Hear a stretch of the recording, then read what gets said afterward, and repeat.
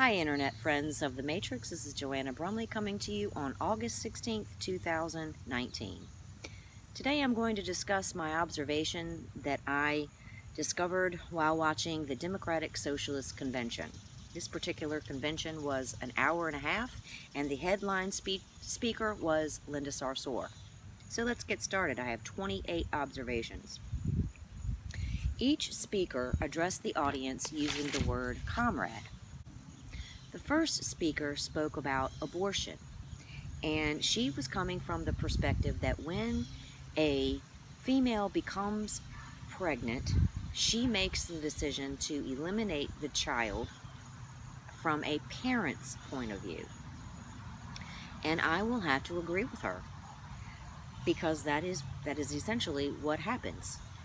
A female discovers that she is with child, and as a parental decision, she decides to eliminate the pregnancy or to pursue it. Simple. Okay. They had a fundraiser called the Solidarity Fund, and they discussed political solidarity against capitalism. They claim to be for the poor and working class, and they advocate for free medical care. While on their mission to eliminate capitalism, they feel that capitalism is burdensome and that capitalism teaches us to be consumers. They had a slogan that they would repeat, and it went like this: Socialist Cash to take out capitalist trash. They are big supporters of the union, and they feel that a person living in the United States is not considered a citizen, but a resident. So they view me as a resident of the United States and not a citizen of the United States. They feel that freedom is socialistic and unifying.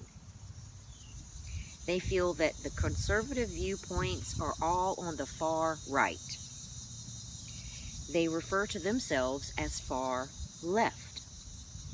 And essentially what they are doing is trying to take over the Democratic American left. They want to replace that and become Democratic Socialists on the far left side. And they want to eliminate also the far right side.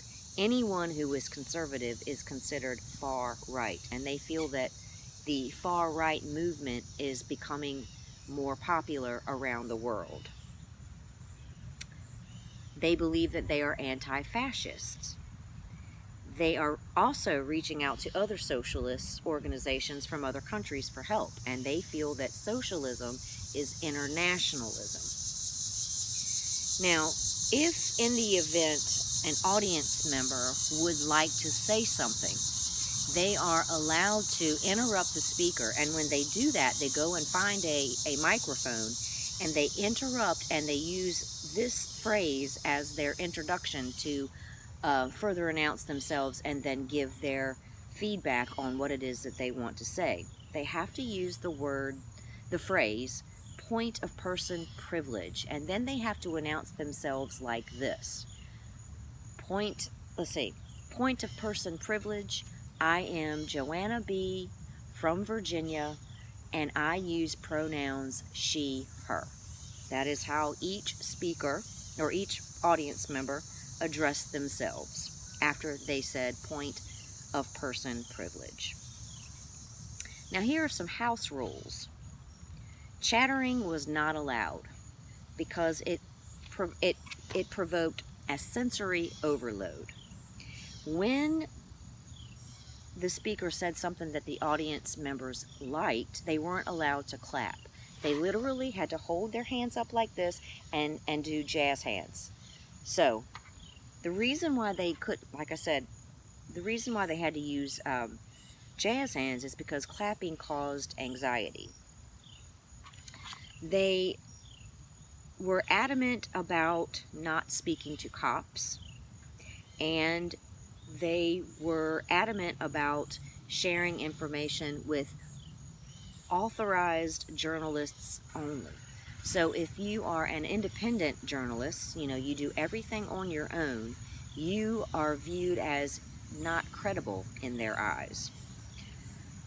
You are also not allowed to speak with MAGA assholes, and that is the actual phrase they used, MAGA assholes. I also found this interesting. They were voting on certain people that they were going to allow in the Democratic Socialist movement as leaders, and they had to take a deep breath before they voted. They literally took a deep breath in and then exhaled out. It was very interesting. Aggressive scents are not allowed. If in the event you can't handle the chattering, the waving of flags was another one, or if you felt sensory overload, if you felt anxiety, if you had an attack of OCD, they provided a separate room that they called, of course, a safe space for you to go and view the convention that way. You were not allowed to address the speaker or the audience with any kind of gender language. Like I said, comrades was the appropriate word to address the audience and speaker with. And that, my friends, is all. So because they feel like socialistic ideology is freedom and unifying, I question it because of all of the rules.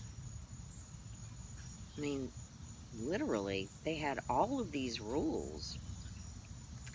And so after that, Linda Sarsour, she was the last person to speak, and I rarely, actually, I've never agreed with anything that she has ever said. We have different viewpoints, and it is what it is. But I will have to agree with her on one thing that she said throughout her, 10-minute speech, was that she mentioned these rules. She said that that is a distraction that is keeping them away from their mission and why they are democratic socialists. And she said that not every organization or ideology or convention meeting was ever going to be perfect, and that they were going to have to work on eliminating some of these rules. I will have to agree. There is one thing that I will say on a positive note about this organization, is that they do have a plan, and they are very passionate about that plan, and they really feel that they will win. In fact, they don't feel they have another choice. They have to win. Alright, so my next video will be in reference to the law of correspondence, and I would like to thank you for taking the time to view this video. Have a great night. Thanks.